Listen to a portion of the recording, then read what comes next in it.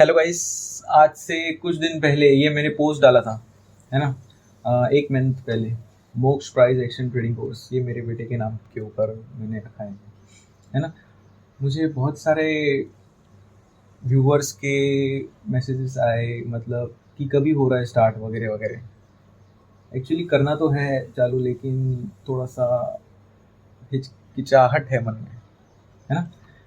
ये देखो, हम थोड़ा सा डिस्कस करते हैं इसके बारे में। ये टॉपिक्स है, ये 6 topics: trade management, group of trades, probability, risk reward, price action. ये रिस्क रिवॉर्ड में रिस्क छोटी और ये रिवॉर्ड, है ना। Trading business account. अभी ये जो मैंने अभी हाल ही में एक वीडियो डाला था ट्रेड जर्नी के रिलेटेड, है ना। उसमें मैंने बताया था कि एक ट्रेड की क्या क्या जर्नी, कैसे कैसी मतलब मूवमेंट हो सकती है हर एक प्रोबेबिलिटी के हिसाब से। वो उसमें ट्रेड जर्नी आ जाते हैं। ट्रेड जर्नी में ट्रेडर ड्यूरिंग जर्नी, है ना, मतलब to do for a trader during journey, before journey and after journey. ऐसे बहुत सारी चीज़ें आती हैं। तो मैं इसमें एक चेंज ऐसे करूँगा कि ये जो कोर्स ड्यूरेशन है, ये जो 1 to 6 हमने रखा है 6 आवर्स पर डे, ये जो 7 to 14 भी है, हम इसको भी 6 आवर्स पर डे कर देंगे, है ना। मतलब ये सीधा 1 से 20 तक, 6 days, है ना। मतलब टोटल 20 दिन मिल जाते हैं। 20 में से अगर 2-3 सैटरडे निकाल दिए हैं तो 5 दिन, शायद 15 दिन मिलते हैं हम टोटल। मतलब हमारा कम्युनिकेशन 15 से 20 दिन का होना चाहिए, 20 दिन का होना चाहिए, है ना। Batch size 10 traders, fees 5K। Fees 5K रहेगी, नहीं तो फिर 4,999 देखते हैं। बस क्या है ना दिक्कत, ये जो कोर्स है वो इंट्रा पोजिशनल है ना। सिर्फ मुझे हिचकिचाहट ऐसी है कि कोर्स लेना, कुछ सिखाना, मतलब एक रिस्पॉन्सिबिलिटी है मेरे ऊपर। अभी मेरा ही एक्सपीरियंस कि मैंने जहाँ जहाँ पे कोर्स किया, मैंने आज तक 4 कोर्स किए टोटल, है ना। मतलब पिछले 7 सालों में मैंने 4 कोर्स किए। बॉम्बे स्टॉक एक्सचेंज का एक था GFMP करके, उसका कुछ तो 1.5 लाख फी था। वो GFMP में एक सर मिले थे, उनके पास मैंने एक कोर्स किया था, उसका भी फीस कुछ तो 30,000 के आसपास था। एक पंकज जैन थे, उसके पास में मैंने किया था, उसका फीस 20,000 था। और एक कुछ तो किया था, उसका भी था ऐसे ही कुछ तो फीस। मैं उनका क्या था, कस्टमर था, है ना, और वो बिजनेस चला रहे थे। लेकिन मैं सिर्फ एक कस्टमर नहीं था, है ना। मुझे मालूम है कि मैं उनके लिए एक कस्टमर हूँ, लेकिन मैं जिस भावना से जुड़ा था, है ना, कुछ मैंने एक्सपेक्टेशंस थे मेरे वगैरह वगैरह, बहुत सारी कुछ चीज़ें थी। तो वो बहुत ऐसे ही नहीं जुड़ा था मैं, कुछ तो उसके पीछे रीजंस थे कि मैं चाहता था कि मैं कहीं तक पहुंचूं। और वो चारों क्लासेस में जो भी थे सिखाने वाले वगैरह वगैरह, उन सब ने क्या किया, उन्होंने अपना काम बराबर नहीं किया। मतलब जो मैं चाहता था ना, मुझे वो नहीं मिला। मेरा टोटली टाइम वेस्ट, पैसा वेस्ट, सब कुछ वेस्ट। तो ये डर है मेरे मन में कि क्लास खत्म होने के बाद, मतलब मैंने जो छोड़ दिया उसके बाद, जो मैंने उनको गालियां डाली, है ना, जो मतलब हम बोलते ना, हमने श्राप दे दिए, अरे यार मेरे साथ ऐसा हुआ, तूने ऐसा किया वैसा किया, मैं क्या सीखने को आया, लेकिन क्या हुआ, ये बहुत सारा टाइम भी चला गया ना, तो बहुत ना गालियां आती है मन में, है ना। तो यार बस मैं चाहता हूँ कि यार मैं उससे बच जाऊं, है ना। क्योंकि देखो, एक ट्रेडर को एक ट्रेडर को पैसा कमाना ना इतना हार्ड नहीं है, अगर वो रियलिस्टिक एक्सपेक्टेशंस को ही ध्यान में रखे तो, है ना। अगर उसकी रियलिस्टिक एक्सपेक्टेशंस के अलावा उसकी एक्सपेक्टेशंस जा रही है बहुत ज़्यादा स्पीड से, और वो अनरियलिस्टिक जोन में घुस जा रही है, तो फिर वो दिक्कत वाली चीज़ है ना। और मैं समझता हूँ कि अगर किसी एक बंदे को अगर सही सही नॉलेज दिया जाए, है ना, और वो भी अगर एक्सेप्टेंस हो उसके दिमाग में कि भाई सही नॉलेज, ये प्रॉपर नॉलेज है, इससे कुछ हो सकता है वगैरह वगैरह, तो शायद वो अच्छे से जाएगा। और अगर प्रॉपरली अगर गाइड ही ना किया जाए, उसको डायरेक्शन ही बराबर नहीं बताया जाए, तो वो नहीं जा पाएगा ना। अभी रियलिस्टिक क्या है मालूम है क्या गाइस? आप सोचो कि कोई 10 आपकी जो इच्छाएं थी, 10 मैटर रिलेटेड, जिससे मतलब मैटर है, समझो आपको कोई चीज़ चाहिए, और 10 ऐसी ख्वाहिशें जो जिसमें में ये मैटर ना हो, है ना, मतलब भावना से रिलेटेड। एक्चुअली चीज़ भी अगर आपको चाहिए, अगर आपको किसी चीज़ की ख्वाहिश है तो उसमें भी भावना होती है, लेकिन दो इच्छाएं, मटेरियलिस्टिक और दूसरी अनमटेरियलिस्टिक, मतलब आप किसी से चाह रहे हो, है ना, कि वो आपको सपोर्ट करे और वो नहीं कर रहा है वगैरह वगैरह, ऐसे टाइप की, ऐसे में बहुत सारे टाइप्स आते हैं। तो दो दो ख्वाहिशें, मतलब कैसे है, मटेरियलाइज्ड और अनमटेरियलाइज्ड, ये 10-10 ख्वाहिशें हैं। तो सोचो कि आपकी पिछले समझो 10 साल में अगर आप मेन मतलब अच्छी अच्छी ख्वाहिशें अगर निकालो, सेपरेट करो कि 10 मेरी ये ख्वाहिश थी और 10 मेरी ये ख्वाहिश थी, इन दोनों में आपकी पूरी कितनी हुई है ना, पूरी कितनी हुई है। मेरी अगर बताऊं तो मेरी शायद 2 से 4, मैक्स टू मैक्स 5, अगर देखा जाए तो। नहीं तो मेरे को तो ऐसा लगता है 2 ही। वैसे तो अच्छी अच्छी चीज़ें बहुत सारी हुई है ना, जैसे सोचा है वैसे बहुत कुछ हुआ है, लेकिन जैसे मैं चाहता था, जिस हिसाब से चाहता था, है ना, वैसे एक तो हुई है, नहीं तो फिर नहीं हुई है। वैसे कितनी हुई है, तो ये चीज़ निकलती है एक्चुअल में ना, 2 से 4 ही निकलती है हर किसी के ज़िंदगी में। चाहे वो यार नरेंद्र मोदी क्यों ना हो, या इस देश का कोई राजा भी क्यों ना हो, जो जो इस देश के राजा हुए हैं उनके पास तो सब कुछ था, लेकिन वो 10 चीज़ों में से कितनी मिली है, 10 ख्वाहिशें में से कितनी पूरी हुई है, वो उसका आंकड़ा कम होता है ना। तो यही जो चीज़ है ना, यही ट्रेडिंग में भी होती है। यहाँ पे हम जो 10 ट्रेड लेते हैं उसमें से गलत मालूम है कितने जाते हैं, सही में 7 से 8 9 इतने जाते हैं, है ना। ये सही में इतने गलत ट्रेड जाते हैं, और फिर जिस टाइम पे अपने सही ट्रेड जाते हैं जो कि बहुत ज़्यादा कम होते हैं, है ना, 1 2 3 इतने ही ट्रेड मिलते हैं 10 ट्रेड में से, है ना। और ये रियलिस्टिक एक्सपेक्टेशंस हैं। अगर ये देखो, ये कॉइन है, इसमें क्या है, हेड और एक टेल है। अगर हम इसको उछालेंगे, है ना, जो भी उछालेंगे, क्या आया, ये हेड आया। फिर वापस उछालेंगे, ये क्या आया, ये वापस हेड आया, है ना। वापस इसको उछालेंगे, वापस क्या आया, ये टेल आया। तो ट्रेडिंग में भी जैसे हमको मालूम है कि price at any point at any level it's random, है ना। प्राइस हमेशा रैंडम है। वैसे ही हम जो भी ट्रेड लेते हैं ना, वो रैंडम है, मतलब उसका कॉइन की तरह ही है, वो काम करेगा। हेड्स भी आएगा, नहीं तो टेल भी आएगा। एक तो प्रॉफिट होएगा, ऊपर जाएगा, नहीं तो नीचे जाएगा। हम ये कभी भी प्रिडिक्ट नहीं कर सकते। हम प्रिडिक्ट क्या कर सकते हैं, हम मतलब ऐसी चीज प्रिडिक्ट कर सकते हैं जिसके लिए हम काम करते हैं, काम कर सकते हैं, है ना। वो है रिस्क रिवॉर्ड। जब भी अगर ऑपोजिट डायरेक्शन में अगर अपना मूवमेंट वगैरह कोई भी जाता है प्राइस, तो हमको उसको कम से कम रिस्क में, है ना, कम से कम लॉस में निकल जाना है ना। और प्रॉपर स्ट्रैटेजी वगैरह चाहिए। और अगर हमको उसको लेके जाना है आगे, है ना, अगर वो प्रॉफिट की तरफ जाता है तो हमको उसको ज़्यादा से ज़्यादा खींचना है ना, ज़्यादा से ज़्यादा। यही एक जरिया है पैसा कमाने का, है ना, कि आप रिस्क ले रहे हो, समझो 1,000 की, है ना, 1,000 रिस्क ले रहे हो, लेकिन आप रिवॉर्ड कितना चाह रहे हो उस रिस्क के पीछे, 10,000 20,000 30,000 ऐसे टाइप का, है ना। इससे मतलब रिस्क जो है वो सिंगल डिजिट रहे, और जो रिवॉर्ड रहे वो डबल डिजिट रहे, है ना। ये जो रिस्क लिखा है यहाँ पे छोटे लेटर्स में और ये बड़े लेटर्स में, इसकी कुछ मीनिंग है ना। ये ग्रुप ऑफ ट्रेड्स वगैरह वगैरह। अभी ये देखो, ये मैंने 2 ट्रेड लिए थे। ये स्टील एक्स इंडिया लिया था मैंने कुछ दिन पहले, ये मैंने आज ही क्लोज कर दिया। ये मैं दिखाता हूँ कहाँ पे लिया था। ये एक्चुअली स्टील एक्स इंडिया मैंने ऑर्डर डाली थी 5 लाख के लिए, लेकिन वो पूरी की पूरी फुलफिल नहीं हुई, है ना। तो इसको देखते हैं इसमें। देखो, मैंने लिया था 195 में एवरेज कॉस्ट, और इसको बेचा 216, 10.66 के आसपास प्रॉफिट हुआ। जैसे मैंने हमेशा बोला है कि मैं जो भी रिस्क लेता हूँ वो लेस देन 1% के आसपास होती है ना। और जो प्रॉफिट होता है वो टारगेट, मतलब वो हमेशा +10% के ऊपर होता है। मतलब यहाँ पे रिस्क टू रिवॉर्ड जो है, मैं यहाँ पे 1:10 हो गया मेरा, लेकिन मैं उसको हमेशा प्लस करने का कोशिश करता रहता हूँ, ठीक है। अभी यहाँ पे हम देखते हैं कि मेरा रिस्क रिवॉर्ड कैसे काम किया है।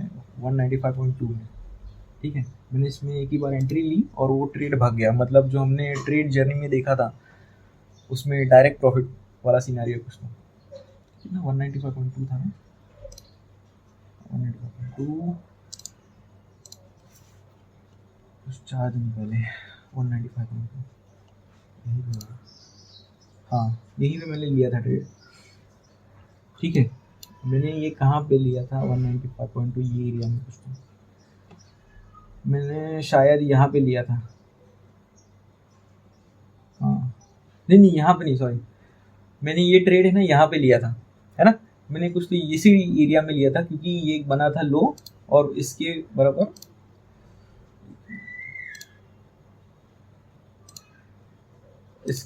ये ऐसा स्टॉप लॉस था, और मेरा जो स्टॉप लॉस था मैंने इसकी जो नीचे है मैंने उतना रखा था, ठीक है। मतलब मेरा जो ट्रेड था, मेरा स्टॉप लॉस ये था और मेरी एंट्री 194, हाँ हो 195.2, मतलब कितना है मेरा स्टॉप लॉस 1%, है ना। मैं इसको ट्रेल करके मैं इसको नीचे ही लाता, ये मेरा स्टॉप लॉस था, ये बना फिर बाद में ऊपर गया। अभी देखो मेरा टारगेट कितना मिला मुझे यहाँ पे, स्टॉप लॉस कितना है 1% ना, हाँ मतलब 10, मतलब 1:10 ही मिला। मैंने यहाँ पे कुछ तो बंद कर दिया बराबर यहाँ पे इस तरह, ठीक है। तो ये मेरा रिस्क रिवॉर्ड यहाँ पे 1:10, ठीक है। जब भी मैंने एंट्री की, मैंने ये लेवल के बाद ही मैंने यहाँ पे एंट्री की, क्योंकि ना बहुत दिन से ये लगते ही जा रहा है, सर्किट लगते ही जा रहा है, तो एक ये भी रीज़न था। और मार्केट जस्ट एंड भी होने को आया था, मैंने ले ली फिर, है ना। और स्टॉप लॉस मेरा यही था एकदम टाइट, जैसे मैंने बोला कि मैं 5 लाख लगाने वाला था और मेरा 1% के हिसाब से 5,000 मेरा स्टॉप लॉस होता, लेकिन मुझे पूरी ऑर्डर एग्जीक्यूट नहीं हुई, कुछ ही हुई। अभी मैंने ये क्यों लिया यहाँ पे, हम इसको भी देखते हैं। ये यहाँ पे दूसरे स्क्रीन पे मैं अपना टोरन पावर का ट्रेड देख रहा हूँ, वैसे देखने की ज़रूरत नहीं लेकिन तो भी देख रहा हूँ। अभी देखो ये जो स्टील एक्स इंडिया है, ठीक है, ये देखो ये कंपनी, इसको मैंने लिया था, फिशिंग कर रहा था मैं बहुत टाइम से, लेकिन मैंने मिस कर दिया तो मैंने बाद में लिया। ये देखो इसका ब्रेकआउट, ये ऊपर गया फिर ये नीचे आया, मैंने इसको कभी निकाला था जब ये कुछ तो यहाँ पे था, और उसके बाद से यहाँ पे आया, फिर मैंने सोचा कि शायद मिस हो गया मेरे से, नहीं आएगा, लेकिन बाद में यहाँ पे आया, और जिस टाइम पे यहाँ पे आया तब मैं कुछ तो और कर रहा था, मिस हो गया मेरे से, तो मैंने यहीं पे कुछ तो यहाँ पे लिया मैंने, है ना, यहाँ पे ही लिया, 2-3 दिन रहा ये सब। और मैंने इसको एग्जिट क्यों किया, ये देखो ये डेली टाइम फ्रेम में ये जो एक मूव है ये यहाँ पे आई है, ये जो नीचे नीचे ओपन होके ऊपर गई ना, उसको डिलीट कर दो। ये जो बना है लो और ये एक लो बना है ना, ये है रेजिस्टेंस लेवल, और बराबर समझ में आ रही बात, यहाँ पे रुका, मैं सोच रहा था कि ये ऊपर चला जाए, थोड़ा ऊपर फेक आउट दे और ये लेवल पे जाके यहाँ पे जाए और फिर नीचे आए, लेकिन ये जैसे ही यहाँ से क्या हुआ, सुबह के टाइम पे ये पहली कैंडल बनी, मैं रुका था, दूसरी कैंडल बनी, मैं रुका था, तीसरी कैंडल जैसे इसने इसका लो ब्रेक किया, मैंने इसको मार्केट में सेल कर दिया, है ना, क्योंकि बहुत दिन से इसने जहाँ से ओपन हुआ है उसके नीचे नहीं गया ये, तो मैंने बस ज़्यादा सोचा नहीं, मैंने निकाल दिया यार, 10% तो आया, छोड़ दिया। 10 का अगर 9 भी मिल जाता तो भी ठीक है, मैं उसमें बहुत खुश होता। अगर 5 लाख लगाया होता तो यार कितना होता, 50,000 हो जाता, ठीक है, तो 5,000 ही मिला है। तो ये एक ट्रेड था, अगर एग्जिट हो जाता है और उधर से वो भाग भी जाता है तो भी फिर उसके पीछे भागने का नहीं, है ना। यही चीज़ें मैं सिखाने वाला हूँ अपने कोर्स में, ये ऑनलाइन कोर्स होगा, है ना। डिटेल में प्राइस एक्शन देखेंगे कि ये प्राइस एक्चुअली ना वर्कआउट कैसे होती है, कैसे चलती है, हमको क्या करना है, कॉइन गेम मालूम है, ये एक्सेप्ट करना है, एक्सेप्ट, क्योंकि इसके अलावा कोई चारा ही नहीं है। अगर इसको एक्सेप्ट नहीं करोगे ना, अटकते रहोगे और घूमते रहोगे, है ना। 10 में से तुम्हारे 1, 2, 3 ही प्रॉफिटेबल जाएंगे, और यही फैक्ट है, और बाकी के सब लॉस जाएंगे, है ना। अभी बाकी के जो लॉसेस जाते हैं तुम उसको कम कर सकते हो। ये कैसे होगा, तुम्हारी ट्रेडिंग क्वालिटी इंप्रूव करके, है ना, व्हेन नॉट टू ट्रेड ये समझोगे तभी होगा। और इंट्रा पोजिशनल ट्रेड करना पड़ेगा, इंट्रा पोजिशनल और इंट्राडे ट्रेडिंग। मैं ये कोर्स में ये 2 चीज़ सिखाऊंगा, इंट्रा पोजिशनल और इंट्राडे, है ना। पोजिशनल भी आती है इसमें, मतलब पोजिशनल में रेकमेंड नहीं करूँगा। अगर पोजिशनल कोई भी अगर लेना है तो उसकी जो रिस्क है वो बहुत छोटी होनी चाहिए, मतलब लाइक कि तुम स्कैल्पिंग से एंट्री कर रहे हो लेकिन वो तुम्हारा पोजिशनल ट्रेड है, अगर वो चल जाता ऐसे टाइप। अभी ये टोरेंट कॉल यहाँ पे तो कोई बनता नहीं है, लेकिन मैंने यहाँ पे एंट्री क्यों दी, मैंने यहाँ पे एंट्री मैंने कभी ली है। ये देखो, ये जैसे ही यहाँ पे इंसाइडर बना है ना, ये क्या है यार सारा, इसको ऑन करते तो इसका नाम छुप जाता है, ये बहुत सारा तकलीफ है। जैसे ये लाइन है, देखो रेजिस्टेंस बिकम सपोर्ट। कभी भी अगर ट्रेंड आता है कि अगर डाउन ट्रेंड है नहीं तो अगर अप ट्रेंड है, अगर उसको हमको रिवर्सल ट्रैक करना है कि रिवर्सल यहाँ से आ सकता है, तो हमेशा याद रखना अगर ऊपर जा रहा है, अप ट्रेंड जा रहा है, तो व्हेनेवर सपोर्ट बिकम्स रेजिस्टेंस, बस याद रखना कि वो नीचे जाने वाला है। नहीं तो बहुत ज़्यादा उसकी प्रोबेबिलिटी है कि वो जा सकता है ना। ये जो सकता है, मैंने बोला जा सकता है, यही सकता के वजह से ही हमारे ग्रुप ऑफ ट्रेड में 10 में से सिर्फ 2-3 ही सही जाते हैं, 4 है ना। मोर देन 40% तो कभी भी नहीं जाते, याद रखना। अभी ये देखो, जैसे ही ये ऐसे हुआ सब रेजिस्टेंस बिकम सपोर्ट, मैंने यहाँ पे देखा, और यहाँ पे भी ये ट्रिपल बॉटम बना है, और ट्रिपल बॉटम पे ये यहाँ पे इंसाइडर बना है ना। अभी ये भी आ सकता है किसके मन में कि यार ये भी तो इंसाइडर बना था और ये भी तो यहाँ पे गया है। देखो मैंने ना ये इंसाइडर बनने के बाद तुरंत मैंने एंट्री नहीं की, मैंने कुछ तो यहाँ ये लेवल पे एंट्री की, मैंने कुछ तो देखा है ना। बाद में देखो यहाँ पे भी ट्रैप हुआ, और ये जो ट्रैप हुआ है ना, ये एक्चुअली बराबर ये लेवल को रेजिस्टेंस बिकम सपोर्ट किया है, ठीक है। तो उसके बाद मैंने जो अपनी एंट्री ली वो यहाँ पे कुछ तो ली 162 के आसपास, है ना। तो अभी यहाँ तक चल रहा है। अभी मैंने क्यों ली और मैं अभी तक क्यों रुका हूँ, है ना। हालांकि अगर मेरा छोटा एंट्री का ट्रेड होता ना तो मुझे यहाँ पे एग्जिट था, मैं रुका हुआ था यहाँ पे, मैं ऑर्डर का सोच रहा था कि करूँ कि नहीं, लेकिन नहीं किया मैंने, कि यार थोड़ा व्यू थोड़ा बड़ा है। अभी देखते हैं कि मैंने इसको चूज़ कैसे किया। ठीक है।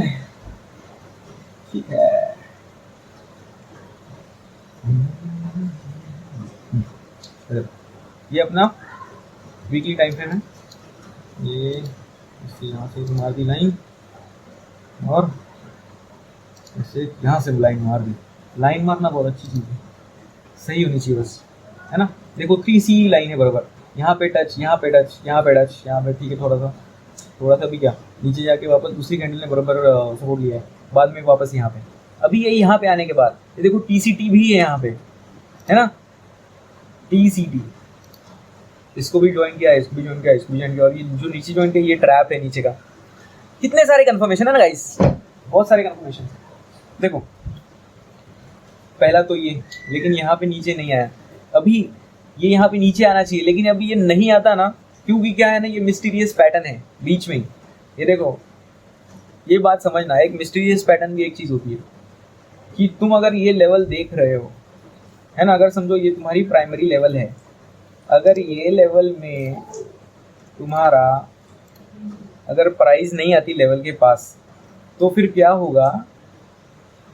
अगर लेवल के पास नहीं आती और वो दूर से ही जाती है, तो क्यों ऐसा क्यों, क्योंकि वो है ना बीच में ही दूसरे पैटर्न को सपोर्ट कर रहा होता है ना। मतलब इसको तो रिस्पेक्ट कर रहा ही है, लेकिन उसके साथ साथ दूसरों को भी रिस्पेक्ट कर रहा है। मतलब ये मम्मी पापा समझो, घर में ये पापा ने बोला ऐसा करना है, लेकिन अभी मम्मी बोल रही है यार ऐसा नहीं, ऐसा करना है थोड़ा सा, मतलब समझो। मतलब पापा ने बोला कि ये गद्दा जो है ना, ये गद्दा है, ये गद्दा यहाँ से उठा के वहाँ पे नीचे रख दो। अगर तुम फर्स्ट फ्लोर पे तुम्हारा घर है तो नीचे रख दो समझो, लेकिन मम्मी नीचे ये साइड में रख दो, लेकिन मम्मी ने बोला नीचे तो रख, लेकिन ये साइड में नहीं, वो साइड में रख। तो अभी दोनों का बात तो मानना पड़ेगा ना, क्योंकि दोनों के दोनों रिस्पेक्टेबल है, मानना ही पड़ेगा। वैसे ही इसमें भी वैसी चीज़ है, दोनों रिस्पेक्टेबल है यार, मानना पड़ेगा। ऐसे इसको ऐसे छोड़ नहीं सकते, मानना पड़ता है। इसके लिए Indian people are very very emotional, वो हर किसी को मन दुखा नहीं सकते, ऐसे टाइप का। तो देखो ये लेवल पे आया बराबर, यहाँ पे TCT भी हुआ। तो फिर देखो यहाँ पे मैंने थोड़ा लेट एंट्री हुआ, लेकिन यहाँ किया मैंने एंट्री, लेट हुआ। ये देखो इतना भी हुआ तो मैं रुका हुआ था। मैं एक्चुअली फिशिंग क्या करा था, बराबर ये TCT यहाँ पे आया, ये सिर्फ नीचे जाने के बाद वापस यहाँ पे आएगा, इसके लिए मैं रुका था, लेकिन नहीं आया। मैंने ये आया फिर यहाँ पे, ठीक है। अभी जो मेरा पहला टारगेट है यहाँ पे वो है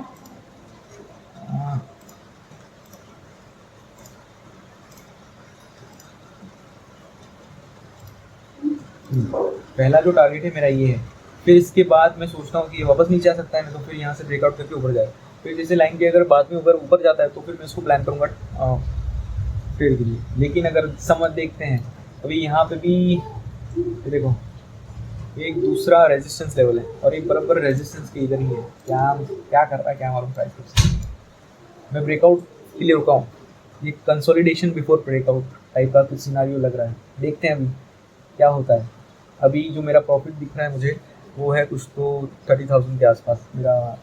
अभी जो मेरा स्टॉप लॉस है वो 50% जो मैंने रूल बताया था मेरे कोई से वीडियो में, 50% रूल के हिसाब से मैं उसको, जो ट्रेलिंग स्टॉप लॉस है मेरा, उसमें एक रूल है कि जो मैं अपना हाईएस्ट एमटीएम देखता हूँ, अगर प्राइस रिवर्सल जाती है और मेरे को कुछ समझ में नहीं आता कि क्यों जा रही है वगैरह, पैटर्न को समझ में नहीं आता, तो मैं उसको 50% प्रॉफिट में निकाल देता हूँ, ज़्यादा सोचता नहीं। तो अभी देखेंगे फिर अभी ये सपोर्ट है, यहाँ से ब्रेकआउट करके ये जो रेजिस्टेंस बिकम सपोर्ट होता है तो फिर ये यहाँ पे इसके जाने के बहुत ज़्यादा चांसेस हो जाते हैं, है। तो मेरे को कहाँ हुई ये ट्रेड में, अभी मेरी जो एंट्री हुई है, हम एंट्री देखते हैं एकदम डिटेल में। कितना 161, ये 161 जो था वो टोरेंट पावर फ्यूचर का है, फ्यूचर लॉट का। और ये जो प्राइस थी वो कुछ तो तभी 162 थी, है ना। क्योंकि ये इसमें ना बहुत बड़ा फालतूगिरी है कि 162 की प्राइस वहाँ पे और यहाँ पे ये कितना 462 वहाँ पे, 461 यहाँ पे, है ना। ये बहुत बड़ा डिसएडवांटेज है कि यहाँ पे मेरे को स्लिपेज में ही कितना 1500 रुपये देना पड़ा। और कभी कभी तो मैंने देखा कि ये स्लिपेज 7,500 का भी था। तो ये होता है ना। हम देखते हैं एंट्री कहाँ पे। तो गाइस यही मैं अपने कोर्स में आपको सिखाऊंगा कि कम से कम रिस्क में कैसी एंट्री ली जाती है और इसी बेसिस पे इन्वेस्टमेंट भी की जाती है। कि आपको अगर 1 करोड़ भी डालना है किसी स्टॉक में तो 5 मिनट की टाइम फ्रेम से, या अगर आप एकदम अच्छे लेवल पे हो कर रहे हो तो और छोटी टाइम फ्रेम में भी से भी एंट्री ले सकते हो, है ना। अगर 1 करोड़ भी डालना है तो 5 मिनट में एक छोटी कैंडल के बेसिस पे एंट्री एग्जिट, सोचो, बहुत ही फायदेमंद है ना। इसमें क्या होता है कि बड़ा बड़ा इन्वेस्टमेंट करते हो लेकिन अपन वो डाउनफॉल नहीं देखते ज़्यादा, ये फ़र्क पड़ता है ना। तो गाइस यही है, ये देखो ये मैंने कहाँ पे एंट्री ली थी, जहाँ पे ये ऐसे टच हुआ ना, मैं उसको देख रहा था, मैं उसको बोला चलो बनने दो, सपोर्ट बिकम्स रेजिस्टेंस। लेकिन ये देखो ये जो लाइन बनी, ये मुझे ना एकदम प्रॉपर इजी नहीं लगी। मैं कैसे ना, मैं पैटर्न ब्रेकआउट का देख रहा था लेकिन ये प्रॉपर था, लेकिन मैंने मिस कर दिया, मैंने नहीं किया। फिर मैंने सोचा कि बाद में बनने दो, फिर ये दूसरा भी बना। लेकिन ये दूसरा भी देखो, ये जो बीच वाले ने कचरा किया ना, अगर ये मूव नहीं लेता, ये अगर ऊपर जाके अगर नीचे जा रहा तो मैं यहाँ पर एंट्री देखता था, लेकिन नहीं हुआ। फिर बाद में क्या हुआ, बोला यार फिर से मिस हो गया तो फिर ये लाइन वापस यहाँ पे ली, तो यहाँ पे भी नहीं हुआ। फिर बाद में जो यहाँ पे बना, देखो ये जो लेवल है, ये इसको मैंने ज्वाइन किया, है ना। सोचा अभी यार इसके साथ ये भी है साथ देने को, देखो ये यहाँ पे भी लेवल है लेकिन इसको मैं नहीं लेता। तो देखो जैसे यहाँ पे बना तो मैंने यहाँ पे भी देखा, हाँ ऊपर जाके वापस नीचे आया। फिर बाद में ब्रेकआउट जैसे हुआ, फिर बाद में मैंने जैसे यहाँ पे ट्रैप हुआ, ये जो लेवल है, ये लेवल को मैं लेके बैठा था कि मैं अभी यहाँ पे बराबर इसको एंट्री लूँगा, है ना। मैंने यहाँ पे जैसे ये नीचे चला गया, मैंने यहाँ पे एंट्री देखी, तो यहाँ ही पे मैंने एंट्री ली, है ना। फिर ये भाई प्राइस ये ऊपर गया, फिर तब से है मेरे पास ट्रेड, है ना। यहाँ पे भी मैंने एंट्री ली थी, हाँ मैंने यहाँ पे भी कुछ तो एंट्री ली थी, लेकिन मेरा स्टॉप लॉस हिट हो गया, शायद कुछ तो हुआ ना यहाँ पे। एक बार स्टॉप लॉस हिट हुआ था, फिर बाद में ये मेरी एंट्री, है ना। मेरी रिस्क कितनी थी यहाँ पे, देखो हम यहाँ पे इसको इससे यहाँ पे पकड़ते हैं, 0.37 0.4 पकड़ दे इसको। तभी से अब तक कितना हुआ है, 0.4 से 3.5, ठीक है। अभी तो प्राइस 3.5 है, तो 3.5 से भी अगर पकड़ते हैं डिवाइड बाय 3.5 डिवाइड बाय 0.4, 8.75 तो रिस्क रिवॉर्ड अभी मिल रहा है। अगर मैं इसको ट्रेलिंग के हिसाब से अगर निकालता हूँ, मतलब देखो अभी जो यहाँ पे जो लाइन है, अगर नीचे समय समझो अगर जाता है, अगर ये रेजिस्टेंस बिकम सपोर्ट बन जाता है तो फिर मैं इसको निकाल दूंगा, है ना। इसमें मैं ये नहीं सोचूंगा कि मैंने इतना प्रॉफिट जो है मैंने वो लूज़ कर दिया, मैंने मिस कर दिया, बिल्कुल भी नहीं सोचूंगा मैं, इसलिए। और जो देखो, एक बार क्या है मेरी इंट्रा पोजिशनल ट्रेडिंग में, जो स्ट्रेस वाला काम है ना, मतलब जिसमें मेहनत ज़्यादा लगती है, मतलब थोड़ा फोकस की, थोड़ा जैसे हम एकदम स्पीड में अगर कार नहीं तो गाड़ी चला रहे हैं, टू व्हीलर, तो उनको कैसे ज़्यादा फोकस करने की ज़रूरत है, वैसे वो फोकस सिर्फ एंट्री के दौरान ही होता है ना। फिर उसके बाद वो जो फोकस है ना, इतना नहीं करना पड़ता, क्योंकि क्या है ना, जैसे जैसे प्राइस ऊपर जाती है, समझो अगर ये एक जगह से तुमने एक एंट्री ले ली कि जहाँ पे प्राइस वापस नहीं आ रही है, तो फिर तुमको क्या है ना, प्राइस जो मूवमेंट करने के लिए जो एरिया है ना वो बढ़ जाता है। क्योंकि देखो यहाँ पे एंट्री ली मैंने, तो यहाँ पे एंट्री ली, ये स्टॉप लॉस तो मैंने थोड़ा सा ट्रेल भी किया था, मैंने क्या किया था, थोड़ा ऊपर लेके आया था मैं, है ना। और फिर यहाँ पे है, यहाँ पे नीचे आया, यहाँ पे अच्छा कि मैंने ज़्यादा ट्रेल नहीं किया, क्योंकि ये सपोर्ट भी था ना, सोचा यहाँ पे वापस आ सकता है, आई है, इसके लिए मैंने रखा रहा। स्टॉप लॉस मैंने स्टार्टिंग में इतना जल्दी ट्रेल नहीं किया, फिर बाद में मैंने ये यहाँ पे होने के बाद मैंने थोड़ा थोड़ा ट्रेल किया, जैसे जैसे ऊपर गया। तो अभी यहाँ पे होता क्या है कि मुझे रूम मिल गई, देखो अभी प्राइस देखो यहाँ से ये देखो यहाँ से ऊपर जाके देखो, यहाँ इतना ऊपर गई, फिर बाद में इतना वापस नीचे आई, है ना, 1% वापस नीचे आई, 1.5%, फिर वापस ये ऊपर गई, फिर इतना नीचे आई, फिर ये ऊपर गई, फिर वापस देखो यहाँ से यहाँ पे इतना नीचे आई, फिर ये वापस ऊपर गई, वापस नीचे आई। मुझे अगर ठीक है यहाँ से नीचे भी आती है, लेकिन मुझे रूम मिल गई ना, अगर उसको पैटर्न बनाना है और वो पैटर्न को अगर ब्रेक करके ऊपर जाना है ना, जैसे एक ये है साइकिल्स में होता है अपना काम कि साइडवेज ट्रेंड, वैसे अभी ये ट्रेंड हुआ, अगर उसको साइडवेज करना है तो उसको एक रूम चाहिए, और मेरा फिर उसमें फटाफट स्टॉप लॉस हिट नहीं होना चाहिए, है ना। क्योंकि मैंने मगजमारी जो की, जो इंट्राडे ट्रेडर करते हैं, है ना, कि बहुत सारे ओवर ट्रेडिंग करते करते करते छोटा छोटा स्टॉप लॉस, मैं वो मगजमारी करता हूँ, लेकिन यहाँ पे सिर्फ रिस्क के एरिया में ही, है ना, टारगेट के एरिया में मेरा दिल थोड़ा बड़ा है ना। मैं लंबे प्रॉफिट के लिए ही रुकता हूँ, नहीं तो लंबे लंबे अगर चेंजेस भी हो जाते हैं तो भी मैं रुकता हूँ, क्योंकि मुझे उससे फ़र्क नहीं पड़ता, क्योंकि मैं बना हूँ इसके लिए और मैं ऐसे ही करने वाला हूँ, है ना। मैं जो यहाँ पे नंबर देख रहा हूँ, ये अगर ठीक है, जो मैंने 30 देखा है हाईएस्ट, 15 तक निकाल दूंगा।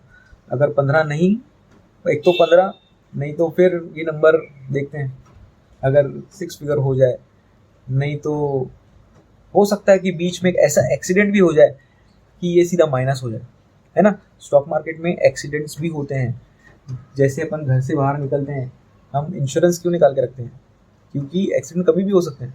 स्टॉक मार्केट में एक्सीडेंट्स होते हैं, लेकिन बहुत कम होते हैं। जैसे फ्लड आते हैं, समझो 26 जुलाई का मुंबई में जो फ्लड आया था, कितने सालों में आया फ्लड, हर साल थोड़ी आता है, लेकिन आता है ना तभी बूच मार के जाता है, आता है तभी मार के जाता है, लेकिन हर बार नहीं आता, है ना। अभी कोरोना का कितना बड़ा ये आया स्लैग, हम हमारा स्टॉक ट्रेडिंग छोड़ दो, लेकिन दूसरे बिजनेस के में कितना स्लैग आया, दूसरे बिजनेसेस में बहुत सारा स्लैग आया, और जिन जिन लोगों ने इसको बेयर किया वो आज हैं और आज कमा रहे हैं, जिन्होंने नहीं बेयर किया वो गए, है ना। तो ये एक्सीडेंट्स, ऐसे स्लैग्स ये बहुत बार आते हैं, लेकिन बहुत कम आते हैं। हमको प्रिपेयर रहना है, और प्रिपेयर कैसे रखना है, कैसे करना है, अगर हमको मालूम है कि ये सब हो सकता है तो हमको पहले से ही वो प्लान करके रखना है ना। अगर प्लान है तो फिर इतना कुछ फ़र्क नहीं पड़ता। गाइस, ये कोर्स में भी मैं टोटली इंट्रा पोजिशनल ट्रेडिंग ही सिखाऊंगा, मैं ऐसे कोई आपको जादू मंत्र नहीं देने वाला कि जिससे आप कुछ ज़्यादा कमाने लग जाओ, लेकिन मैं आपको ये सिखाऊंगा कि कंसिस्टेंटली कैसे कमाया जाता है ना। जो एफडी आपको रिटर्न देती है साल में, उतना नहीं तो उसके 2 गुना आप महीने में कमा सकते हो, है ना। प्रॉपर रिस्क मैनेजमेंट फॉलो करके, प्रॉपरली सब कुछ करके, है ना, पूरे डिसिप्लिन के साथ सारी चीज़ें अच्छे से मैनेज करके। और हम ये जो सेशंस करेंगे, हम उसमें है ना डेली ट्रेडिंग करेंगे, लाइव ट्रेडिंग करेंगे, मतलब मैं काम दूंगा और वो करते रहना है छोटी छोटी अमाउंट में, उससे जो हमको फिर कोर्स के एंडिंग में जो करना है उसकी वो प्रैक्टिस होगी, है ना। मतलब हम करेंगे ट्रेडिंग। और बस यही है कि एक यही है ना हिचकिचाहट मेरे मन में कि आपका जो पैसा लगा है, नहीं तो आपका जो एनर्जी लगा है, मैं बस उसको 0.1% भी वेस्ट ना करूँ, है ना, या गलती से भी वेस्ट ना हो, है ना। मुझे ऐसा लगता है कि वेस्ट कभी हो सकता है जब भी हम दोनों का वैचारिक ट्यूनिंग ना बैठे, है ना, कि मैं कुछ और बता रहा हूँ और आप कुछ और समझ रहे हो, है ना। ये बात बहुत इम्पोर्टेंट है, और अगर ये नहीं बैठेगी ना तो मुझे भी अच्छा नहीं लगेगा। तो ये बात हर एक ट्रेडर को समझनी बहुत ज़रूरी है कि जो जो भी अगर सोचता है कि ये कोर्स करेगा, तो एक ऐसे बात मान लेना कि आपकी जो ग्रोथ होगी आपके कैपिटल पे, आप हर मंथ 5 to 15% इसको ग्रोथ कर सकते हो, है ना, 5 to 15% ग्रो कर सकते हो, और उससे ज़्यादा तो नहीं भाई। फिर ये देखो, मैं आपको ये कोर्स में क्या बताने वाला हूँ कि एक आगे शिकार है, हम जंगल में खड़े हैं, ये जंगल है अपना, है ना, और जंगल में हम शिकार के लिए खड़े हैं, आगे शिकार है, तो हमको वो शिकार को पकड़ना कैसे है, ठीक है। मैं ये सिखाने वाला हूँ कि हमको वो शिकार को पकड़ना कैसे है ना। अभी समझो हम यही हैं, सामने शिकार है, फिर बाद में ये आपकी सोच है कि आपको उसको, ये देखो, ये एरो से मारना है, आपको उसको बंदूक से मारना है, या आपको उसको वो गुल्लेर से मारना है, कि आपको उसको सीधा मिसाइल से मारना है, या आपको उसको ड्रोन की भी फैसिलिटी है, आपको उससे मारना है ना। अभी ये जो इंस्ट्रूमेंट है ये क्या है, ये आपकी equity trading, futures trading, options buying selling वो आ गया, है ना। मैं आपको क्या सिखाने वाला हूँ कि सामने जो अपना टारगेट है उसको कैसे पकड़ना है ना। फिर ये आपके ऊपर कि उसको पकड़ने के लिए आपको कौन सी इंस्ट्रूमेंट्स चाहिए, वो टोटली आपका व्यू है। ये टोटल जो भी रहता है सब का सब लेवल वाइज ही करना चाहिए, मतलब पहले इक्विटी पार करो, फिर उसके बाद फिर फ्यूचर्स में जाओ, फिर उसके बाद फिर ऑप्शंस में जाओ, है ना। सब कुछ लेवल्स वाइज होता है, और यही है गाइस, इसके अलावा तो कुछ नहीं। इसके अलावा ट्रेडिंग इज ऑसम, ट्रेडिंग चल रही है। अभी ये देखो, ये कम हो गया, ये चलता ही रहेगा ऐसे वैसे। मैं भी यहाँ पे रुका हूँ, है ना। ये देखो, मेरे रुकने का कारण ये भी है कि ये जो हाई है बराबर इस पे रेजिस्टेंस है, तो ये ऊपर ही है, और एक ऊपर का रेजिस्टेंस तोड़ने के लिए थोड़ा टाइम लेगा, कुछ व्यू है उसके हिसाब से रुका हूँ, है ना। यही सब सीखने मिलेगा गाइस, और बहुत कुछ सीखने के लिए जो मैंने ये जो इसमें दिया है, ये मैंने सारी चीज़ें जो है ना, ये मैंने अपने वीडियोस में डाली हुई है, हर एक चीज़ ढूंढोगे तो मिल जाएगा। लेकिन ये कोर्स में मैं पूरा का पूरा ये भी बताऊंगा कि क्या है एक्चुअली, स्ट्रक्चर कैसा है, कि कैसा जाना है ना, रास्ता कैसा है। मैं आपको मैप बना के दूंगा, अगर आपको समझो जाना है इधर भी, है ना, तो मैं आपको मैप बना के दूंगा कि देख भाई, यहाँ से यहाँ पे जाना है, यहाँ से वहाँ जाना है, ऐसे ऐसे जाना है ना। हम कहाँ पे, मुंबई में बैठे थे, मैं तो मुंबई में हूँ। मुंबई से अगर समझो कैलाश मानसरोवर जाना है, कैलाश माउंट, तो मैं आपको बताऊंगा कि कैसे कैसे जा सकते हैं, है ना। बस फिर आपको जाना है, भरोसा करके जाना है ना। ये ऐसे है कि हम वो जो स्पिरिचुअल गुरु रहते हैं ना, कि अगर आपको मोक्ष चाहिए तो आपको गुरु जो बोलेगा, आपका गुरु जो आपको बोलेगा, आपको गुरु पे इतना विश्वास होना चाहिए कि अगर वो बोले खाई में कूद तो कूदो, है ना। अगर ये करो तो वो करो, अगर नहीं बोलोगे तो वो नहीं हो सकता। ये सेम चीज़ वैसे ही है, क्योंकि क्या है ना, इसमें इसमें जो टाइम कंज्यूमिंग है वो हम टाइम पे करने के लिए ना रेडी नहीं होते इतने आसानी से।